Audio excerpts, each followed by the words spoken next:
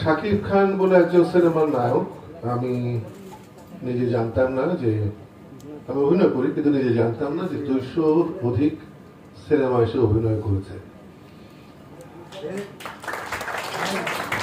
আমি শাকিব খানের প্রথম ছবি দেখি শিকারী।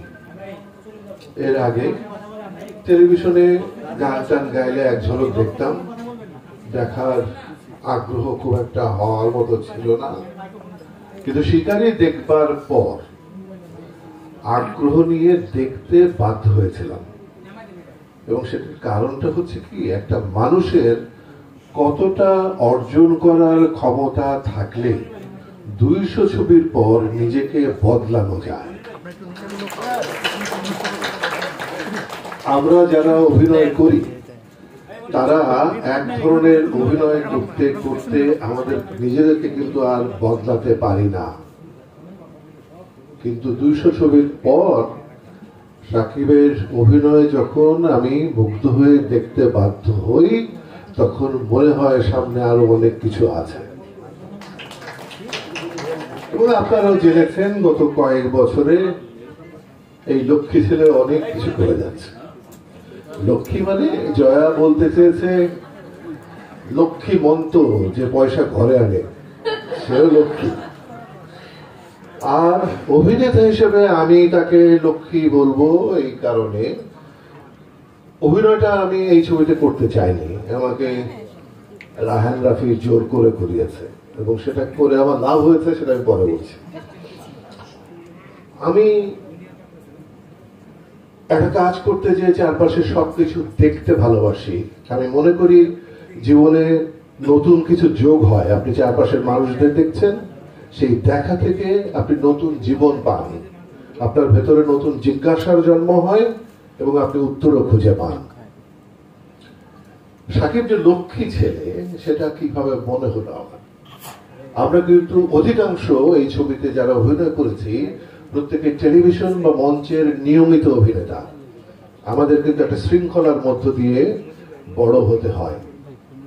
আমরা যখন স্টুডিওতে তাণ্ডবের শুটিং এ রয়েছি, আমি চারদিকের আয়োজন দেখছিলাম আর মুগ্ধ হচ্ছিলাম, এটাকে আমার দেশ। আমি যখন রায়হান রফিকে দেখছি, একজন নির্দেশককে এইভাবে কাজ করেন, একটা টিমকে দেখছি এরকম ভাবে কাজ হয়। আমি কাজ করতে চাইনি, যদি না করতাম এগুলো সব মিস করতাম, আমার জীবনের একটা বড় অভিজ্ঞতা তৈরি হতো না। আর সবচেয়ে অবাক হয়ে দেখেছি, ওই যে 200 ছবির অভিনেতা কেমন ছিলেন আমি জানি না, কারণ আমি দেখিনি, কিন্তু আমি স্টুডিওতে দেখছি কোনো মুহূর্তে কোনো দিকে তার মন নেই, তার সংলাপ এবং সে কি করবে এটা করার চেষ্টা করছে। এটাই তো লক্ষ্মী ছেলে।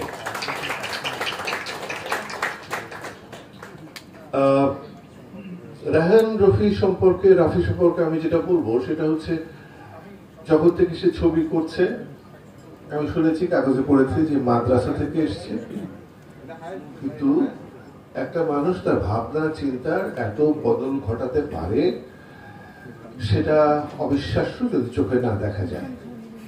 যারা ছবি দেখেন তারা নিশ্চয়ই বুঝতে পারছেন যে এই তার যে অভিযাত্রা সেটি ক্রমশই খুব শক্তিশালী। একটু আগে কথা হচ্ছিল না যে ও বলছিল বা শাকিল বলছিল যে কোটির ঘর ছাড়াতে পারবে কিনা, আগের ছবিগুলোকে ছাড়িয়ে যেতে পারবে কিনা। আমি একজন অভিনেতা হিসেবে যেটা মনে করি, কোটির চেয়ে বড় কোটি হচ্ছে তুমি আগের চেয়ে কতটা শক্তিধর হয়ে মানুষের সামনে এসে দাঁড়াতে পারলে। আমি বিশ্বাস করি তাণ্ডব বাংলাদেশের চলচ্চিত্রের তাণ্ডব ঘটিয়ে দেবে। আমি এই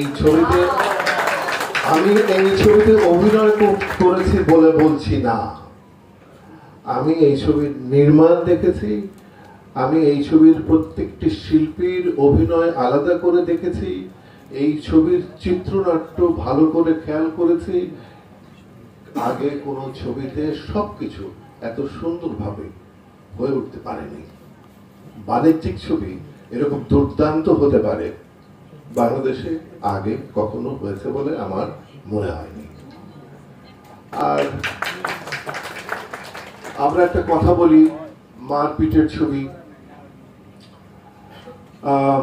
এটা যে কোন ঘরানার ছবি দর্শক দেখলে ঠিক ঠাউর করতে পারবেন না যে কি হতে চলেছে।